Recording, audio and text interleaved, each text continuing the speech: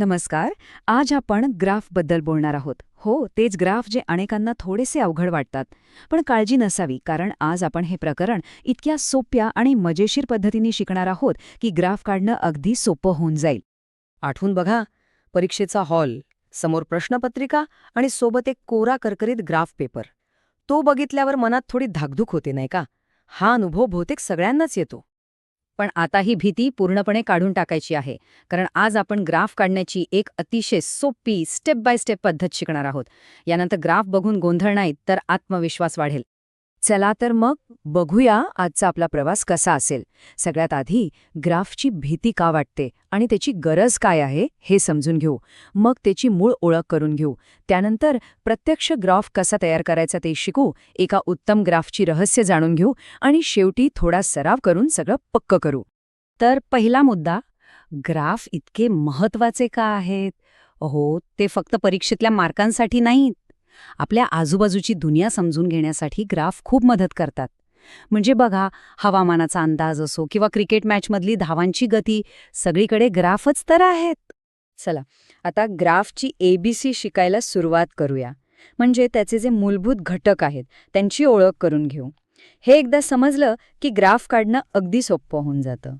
समजा ग्राफ म्हणजे घर आहे, तर खालची आडवी रेषा म्हणजे एक्स अक्ष आणि बाजूची उभी रेषा म्हणजेच वाय अक्ष हे त्या घराचा पाया आहेत. आणि जिथे हे दोन्ही अक्ष एकमेकांना मिळतात तो शून्य बिंदू म्हणजेच ओरिजिन हा जणू त्या घराचा कोनशिलाच आहे. तसं बघायला गेलं तर ग्राफचे बरेच प्रकार आहेत, पण दोन मुख्य प्रकार जास्त वापरले जातात. एक म्हणजे लाईन ग्राफ, जो वेळेनुसार होणारे बदल दाखवतो, जसं की दिवसाचं तापमान कसं बदललं.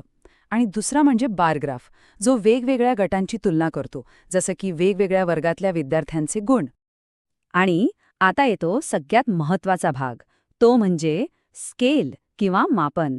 हे आपल्या ग्राफचं एक प्रकारे ब्लूप्रिंटच आहे. योग्य स्केल निवडलं की ग्राफ एकदम व्यवस्थित, सुटसुटीत आणि अचूक दिसतो. बरं, मग आता थिअरी बास झाली. चला, आता आपण प्रत्यक्ष ग्राफ कसा काढायचा तेच बघूया, एकदम सोप्या पायऱ्यांनी. पहिली पायरी, ग्राफ पेपरवर एक्स अक्ष आणि वाय अक्ष काढून घ्या. हा झाला आपला पाया तयार. दुसरी पायरी, आपल्याला जी माहिती दिली आहे त्यावरून दोन्ही अक्षांवर योग्य असं स्केल निवडा. हा झाला आपला आराखडा. तिसरी पायरी, आणि खरी मजा इथेच आहे, दिलेले पॉइंट्स म्हणजे एक्स कॉमा वायच्या जोड्या काळजीपूर्वक ग्राफवर मार्क करा. आणि चौथी, शेवटची पायरी, मार्क केलेले बिंदू जोडा किंवा स्तंभ काढा. आणि बघा, तुमचा डेटा आता जिवंत झालाय, तो तुमच्याशी बोलू लागलाय. नुसता ग्राफ काढून झालं नाही. परीक्षेत पूर्ण गुण मिळवण्यासाठी काही गोष्टींची विशेष काळजी घ्यावी लागते. चला तर मग एका परफेक्ट ग्राफची गुपितं काय आहेत ते जाणून घेऊया. या 4 गोष्टी म्हणजे गोल्डन रूल्स आहेत. ग्राफला एक स्पष्ट शीर्षक द्या.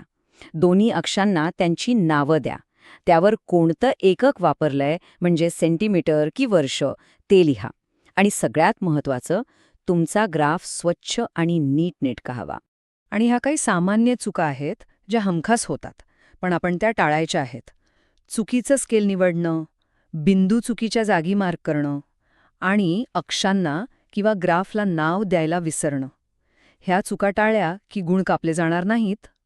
चला, आतापर्यंत जे काही शिकलो ते सगळं एकत्र करून बघायची वेळ आलीये. एका छोट्याशा उदाहरणाने सराव करूया आणि मग सगळ्या महत्त्वाच्या मुद्द्यांवर एकदा नजर फिरवू. समजा एक क्रिकेट मॅच सुरू आहे आणि इथे पहिल्या 4 ओव्हर्समध्ये किती धावा निघाल्या याचा डेटा दिला आहे. चला तर मग आपण शिकलेल्या पायऱ्या वापरून याचा ग्राफ काढूया. एक्स अक्षावर घेऊ ओव्हर आणि वाय अक्षावर रन्स.